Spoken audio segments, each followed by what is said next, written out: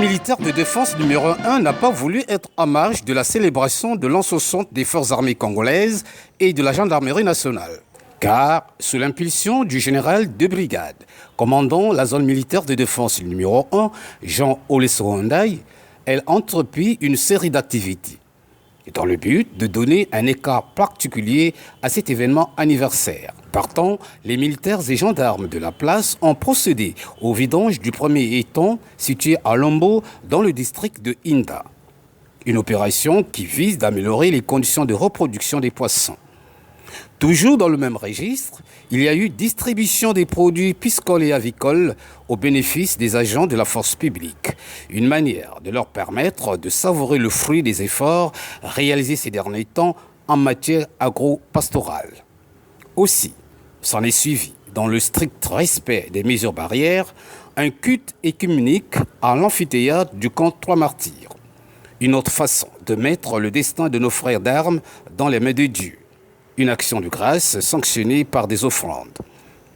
Puis, dans le cas de rendre hommage à tous les militaires et gendarmes rappelés à Dieu, une action a été entreprise en faveur des orphelins et veuves de la force publique et qui ont reçu pour la circonstance des kits alimentaires. Ça m'a vraiment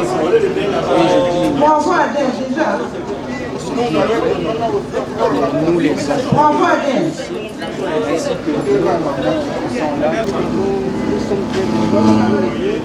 C'est très gentil de nous de chaque année. Dans la même optique, histoire de renforcer la relation armée-nation, une séance de don de sang a été organisée au camp 31 juillet. Les hommes en uniforme ont saisi cette opportunité pour prouver aux yeux de tous qu'ils sont prêts à donner leur sang afin de sauver la vie de nos citoyens et surtout lutter contre la pénurie du sang dans les hôpitaux de Pointe-Noire. Enfin, la boucle de toutes ces activités a été couronnée par le dépôt de la gerbe de fleurs à la place du soldat de la paix sous l'autorité des préfets du département de Pointe-Noire et du Quilou, au grand bonheur des cadres de l'armée congolaise.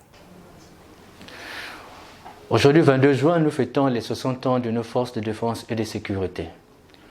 À cette occasion, plusieurs activités sont organisées, parmi lesquelles les repas de corps dans toutes les unités de la zone militaire de défense numéro 1 et la distribution des vivres aux veuves et orphelins de la force publique offerts par l'état-major général des forces armées congolaises.